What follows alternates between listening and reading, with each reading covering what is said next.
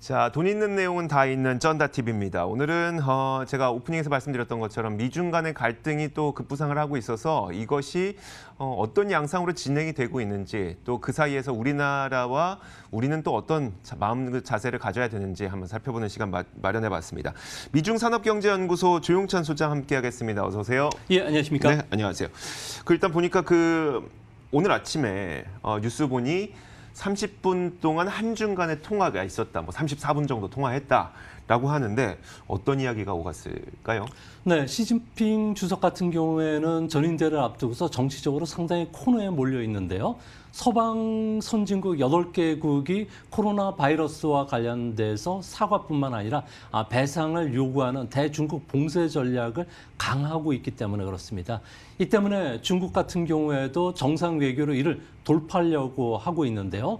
지난 8일 푸틴 대통령에 이어서 13일에는 문재인 대통령과 정상 간의 전화회담을 가졌다고 합니다. 한중 언론 내용을 보면은 상당한 시각차가 드러나고 있는데요. 우리는 시 주석이 연내 방안과 관련돼서 강한 의지는 변함이 없다는 이야기를 했고요. 또한 한반도 평화 프로세스와 관련된 우리의 일괄된 입장과 관련된 지지를 표명했다고 하지만 중국 언론을 보면은 전혀 이런 내용은 없습니다. 시 주석이 코로나 방역의 한중 협력의 중요성을 강조했다는 내용, 그리고 양국 간 우호를 강조했다는 내용이 들어가 있고요. 상당 부분은 중국 자료를 보면은 코로나 바이러스와 관련해서 서방이 중국을 비난하는데 반대한다. 또 중국 편에서 돕겠다는 내용이 각색돼서 들어갔다는 겁니다. 우리나라가 그렇게 얘기를 했다고 중국 언론이 발표했다는 거죠? 그렇죠.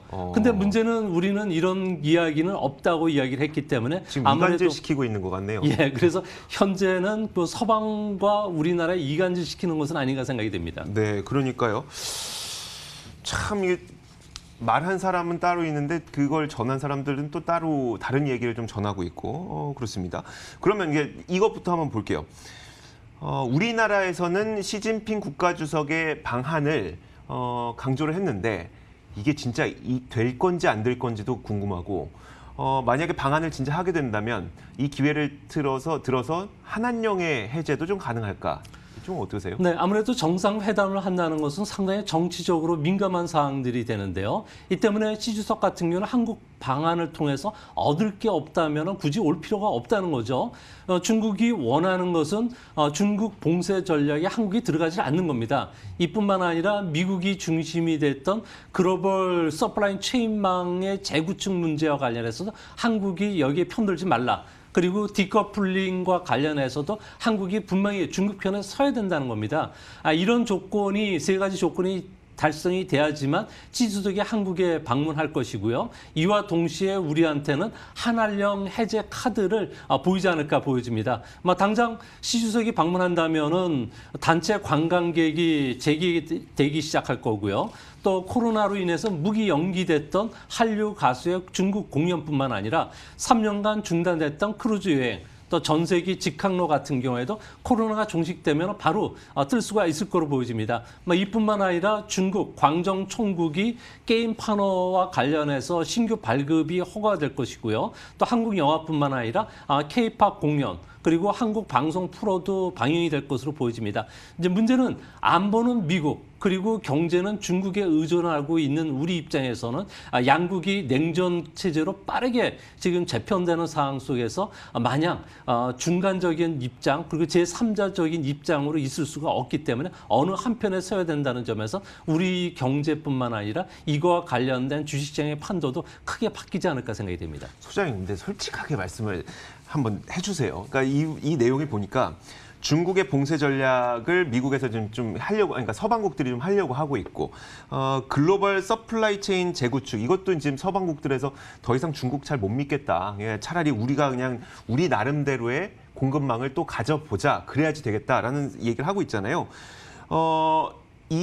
이런 사안에서 한국이 중국 편을 드는 대가로 한한령을 해제한다는 내용이면 우린 사실 그렇게 하기 어렵잖아요.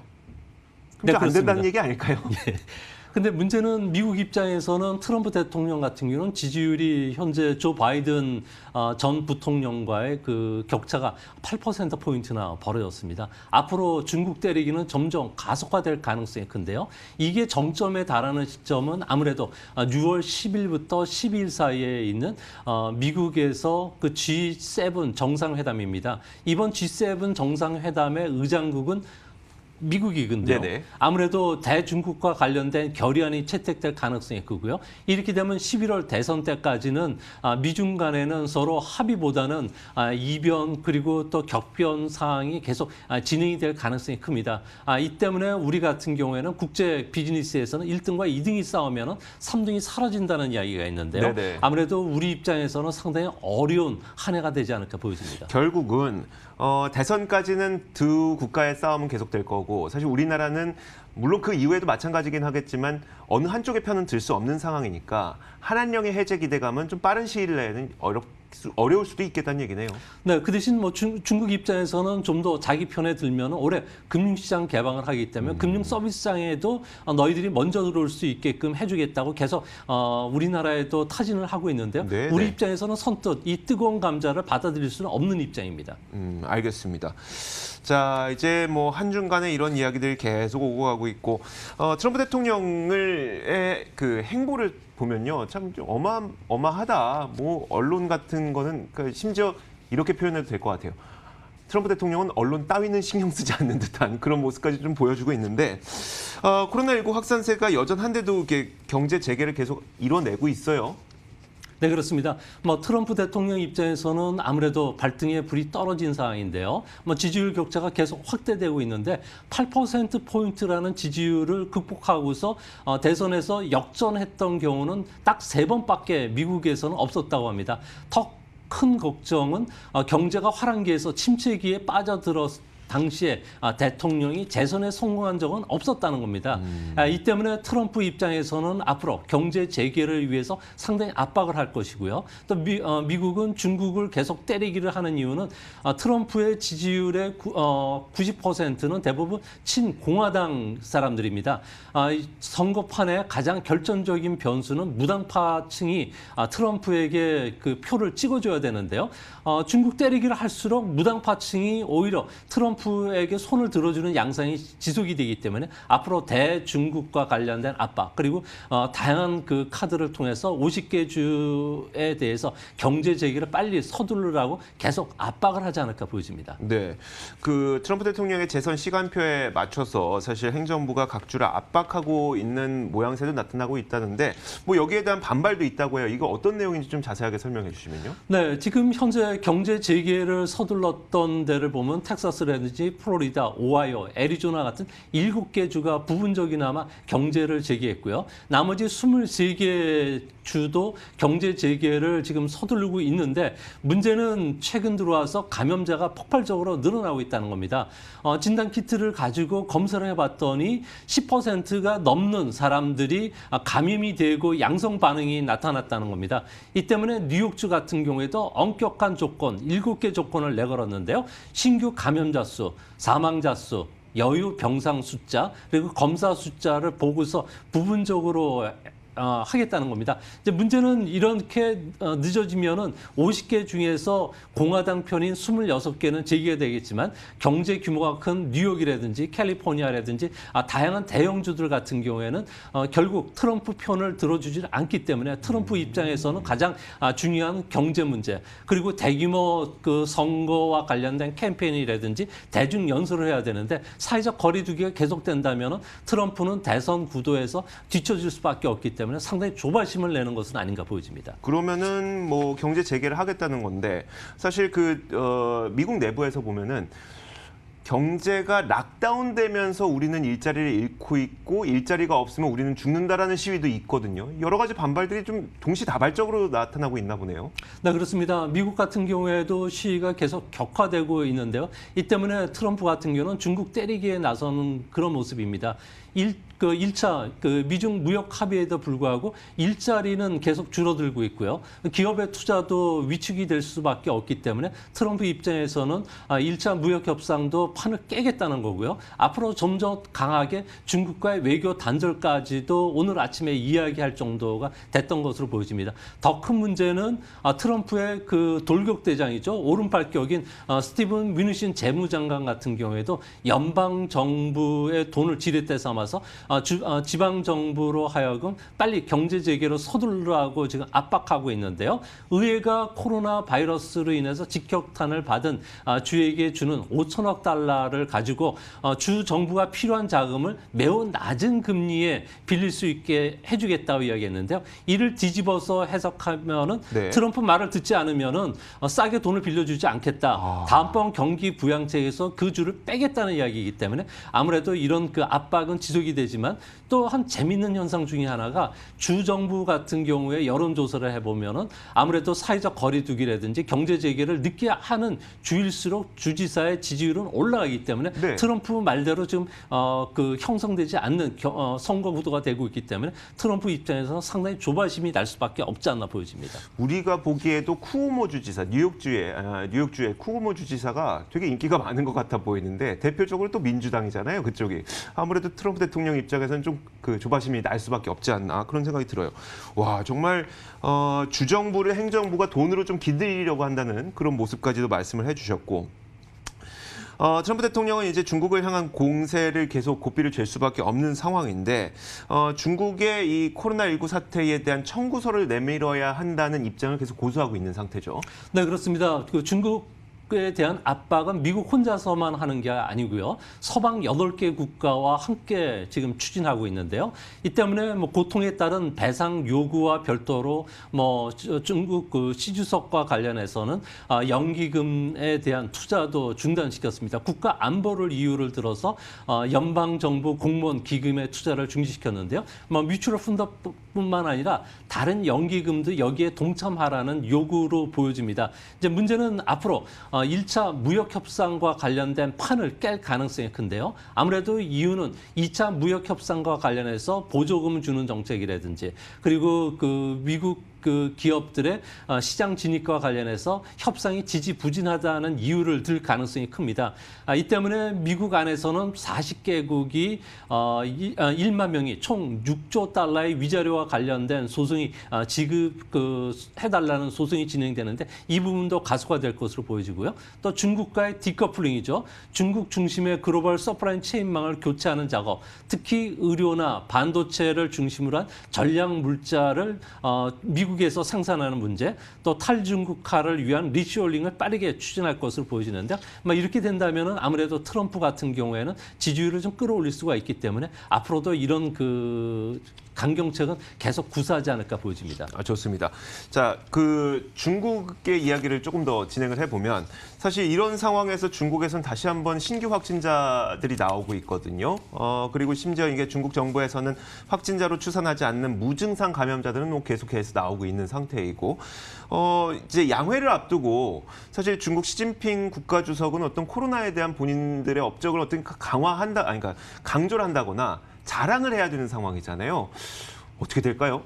네, 지금 세계에서 가장 먼저 코로나 바이러스와 관련돼서 종식 선언을 하려고 했었는데 이제 문제는 노동절 연휴 기간 동안에 1억 2천만 명이 이동을 하면서 10일 이후에 10명 이상의 신규 감염자가 계속 일어나고 있다는 겁니다. 지난 2주간을 봤을 경우는 7개 지역에 집단 감염이 일어나고 있는데요. 이런 집단 감염이 일어나는 이유 중에 하나가 중국 같은 경우에는 진단키트를 사용해서 양성 반응이 있더라도 무증상자와 관련해서는 신규 감염자에 포함시키지 않는다고 합니다.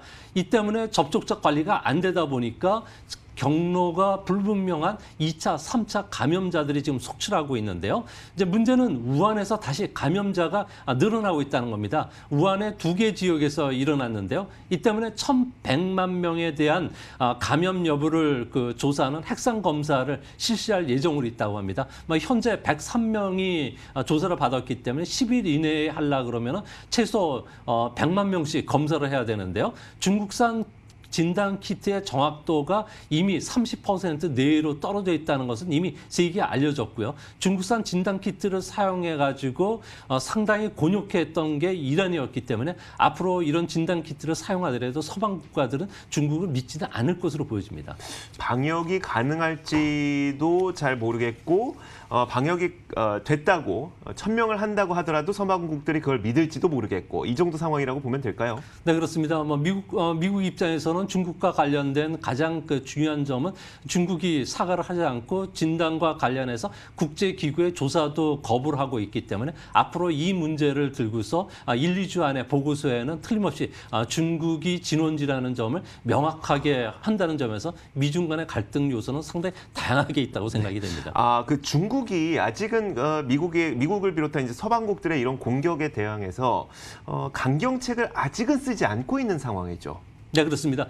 미국 같은 경우에도 이제 본격적으로 무역 협상을 파기한다든지 그리고 다양한 측면에서 보상안이라든지 이런 쪽을 요구를 하지 않는 상태이기 때문에 앞으로 중국은 이런 것을 봐가면서 국채를 매각한다든지 여행 규제뿐만 아니라 상계 관세 부과 같은 여러 가지 조치들을 순차적으로 내놓고 이미 준비돼 있지 않나 이렇게 보여집니다. 그러니까요. 저도 얼마 전에 이제 외신을 쭉 보다 보니까 중국에서 이제 고위 당국자들이 여러 차례 만나서 1차 무역 협상 때 우리가 맺었던 그 내용을 어떻게 실행해 나갈 것인지 작업 중이라는 이야기를 좀 들었었거든요. 그러니까 아직까지는 중국도 미국을 비롯한 서방국들의 이 행동을 보면서 우리가 차후에 결정을 하자. 아직은 이런 상태인 것 같아요.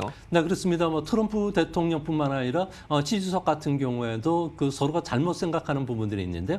중국은 미국과 같은 힘을 갖고 있고 윈윈 무역 거래가 되지 않으면 중국도 거부하겠다는 입장을 보여주는데 결국은 시간은 미국 편이라는 점에서 앞으로 다양한 서로의 견제 카드 또한 막상 행동으로 나오는 이런 사태까지 일어날 가능성이 크다는 점에서 단순히 무역 전쟁이 끝나는 게 아니라 기술 전쟁, 또 외환 시장 전쟁, 그리고 서로가 추방하는 전쟁까지도 일어날 가능성이 크지 않나 보여집니다. 그 기술 전쟁 말씀하셨으니까 말인데요. 저도 언론 통해서 이것저것 보다 보면은 다음 주에 열리는 이제 중국 전인대에서 중국 표준 2035 계획을 발표할 거다 이런 얘기가 나오고 있더라고요.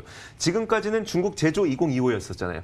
중국 표준이라고 한다면 그냥 제가 그냥 추측해 보건데 뭔가 중국의 기술을 세계 표준으로 만들겠다라는 되게 큰 야심 같거든요. 그 문제를 떠나서요. 이는 21세기 세계 패권과 관련된 전쟁으로 보시면 됩니다. 아무래도 21세기 세계 패권은 디지털, 스마트화에 있는데요.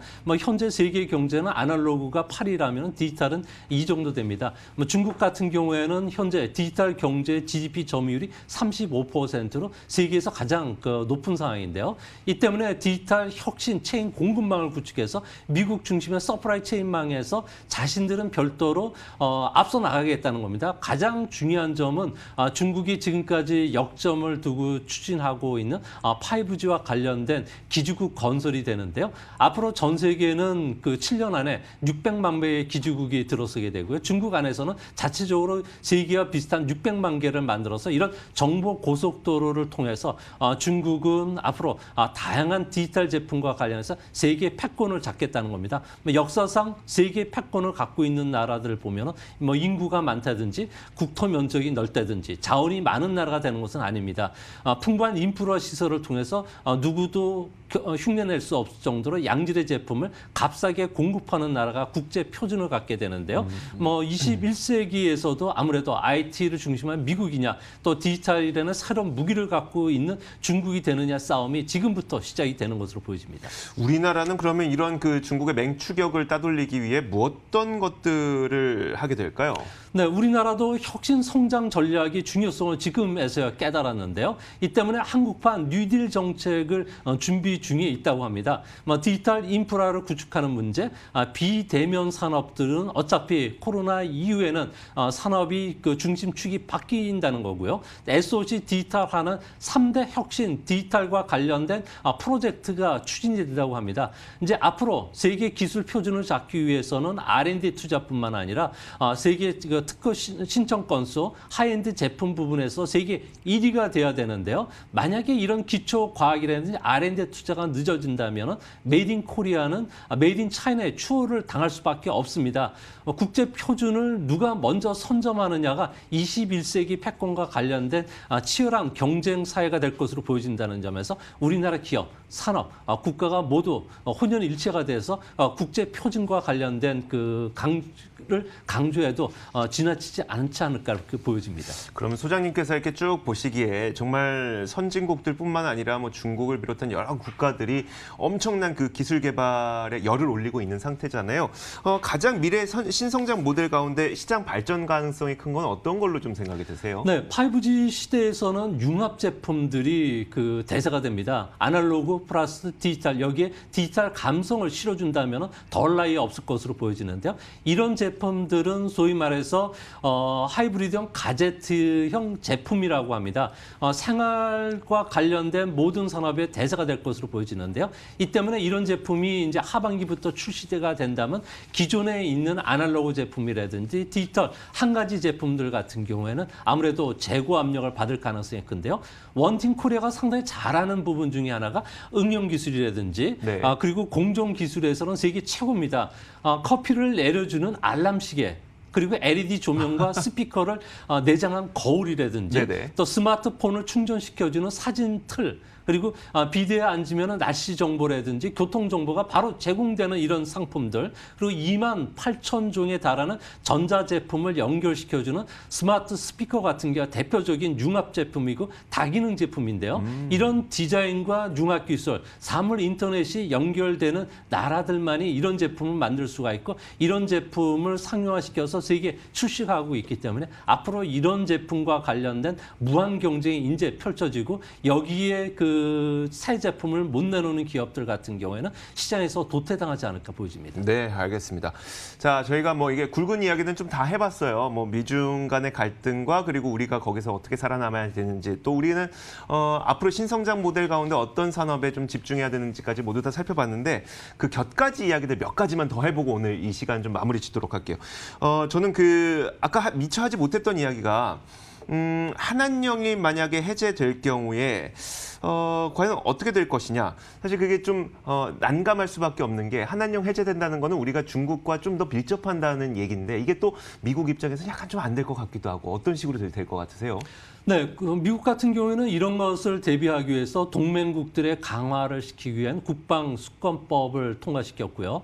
또한 그 기술과 관련해서 하이테크 제품과 관련된 20여 개 산업들 같은 경우에도 대중국 수출을 상당히 엄격히 규제를 하고 있습니다. 이제 앞으로 가장 중요한 문제는 21세기형 코컴, 그러니까 대공산권 수출 통제가 올해 그 미국 의회에서 통과가 될 가능성이 큰데요. 이렇게 되면 미국의 표준 기술을 갖고 있는 반도체, 자동차, 석유화뿐만 아니라 뭐 의료라든지 다양한 IT 부품과 관련해서는 미국의 허락 없이 중국에 수출했을 경우에 우리 같은 경우는 외환시장 규제뿐만 아니라 다양한 대미 수출을 할 수가 없게 됩니다.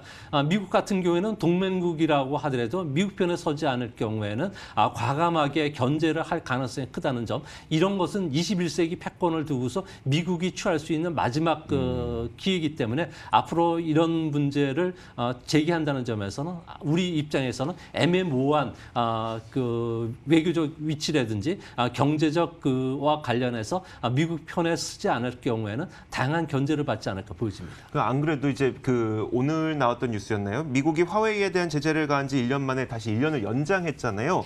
이런 것도 혹시 이제 코로나19로 인해서 화웨이에 한정됐던 보호 무역주의가 방금 말씀하셨던 것처럼 좀 다른 쪽까지 확산되지 않을까에 대한 우려에 대해서는 어떻게 생각하세요? 네, 미국이 가장 우려하는 게 디지털 패권을 갖는다는 문제, 그리고 국가 그 자본주의가 황금 시대를 열면은 아무래도 21세기 패권은 미국이 놓칠 수가 있기 때문에 미국 같은 경우에는 중국이 전인대에서 발표하는 중국 표준 2035와 관련된 신에너지 충전소라든지 그리고 클라우드 기반의 둔 뭐 증강 게임 현실 뭐 게임 문제, 스마트홈, 스마트 시티, 자율주행 자동차 관련해서는 앞으로 중국에 대해서 화이처럼 상당히 압박 강도를 높이고 규제 강도를 높인다는 점에서 우리 정부 입장에서도 중국의 생산 기지를 두느냐 아니면 미국이라든지 다른 지역으로 지금 나와야 되는 문제를 검토할 것으로 보여지고요.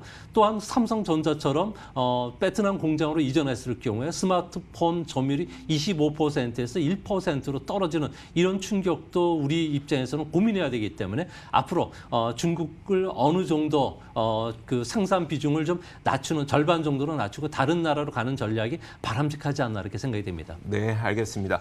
자, 저희가 이제 그 쭉 미중 간의 갈등 이야기를 나눠보면서 거기에서 우리나라가 좀 살아남을 수 있을 만한 미래 신성장 동력까지 살펴봤고 그 이후에 몇 가지 격가지 이야기들까지 살펴봤으니까요. 마무리 짓기에 앞서서 다른 격가지 이야기 좀 제가 뒤에 붙이다 보니까 우리나라의 신성장 동력 조금 까먹었거든요. 다시 한번 정리해 주시면 어때요? 네, 우리나라에서 가장 그 경쟁력이 있는 부분은 앞으로 30년간의 먹거리인데요. 공중, 터치, 패널 부분이 됩니다. 뭐 디스플레이가 스스로 빛을 공중에 발사를 해가지고 이미지를 결상시켜서 직접 맨눈으로 볼 수 있게 하는 건데요. 아무래도 비접촉 산업들이 육성되다 보니까 이 시장이 갑자기 커지게 되고 있다고 합니다. 뭐 삼성이나 LG가 지금 이 기술 분야에서 앞서가고 있고요. 일본이 먼저 상용화 기술을 만들어냈는데요. 미쓰비시 전기라든지 아스카넷, 전자 부품 회사인 신코 상사가 됩니다. 마이너리티 리포트라든지 아바타에서 보여줬던 3D를 그 입체감 있게 보여주는 이런 부분이 되는데요. 6G가 보급이 되면은 스마트폰도 PC 없이 바로 작동이 될 수가 있고요. 이렇게 되면은 뭐 야외나 매장 같은 경우에 대형 공중 표시 간판이 들어서게 되고요. 디지털 간판뿐만 아니라 음식점에서도 주문용 패널 그리고 의료기와 관련해서도 모니터 패널을 공중 터치로 할 수가 있고요. 가정용 TV가 앞으로 이것으로 대체가 되기 때문에 이 부분과 관련해서는 관심 있게 보시고 또 종목과 관련해서는 상당히 유익 있게 보셔야 되지 않을까 생각이 됩니다. 네, 알겠습니다. 자, 오늘 미중산업경제연구소 조용찬 소장과 함께 이야기 나눠봤습니다. 말씀 고맙습니다. 자, 오늘 여기서 마치도록 하겠습니다. 남은 시간도 투자 전략 잘 세우시길 바라겠습니다. 시청해주신 여러분 고맙습니다.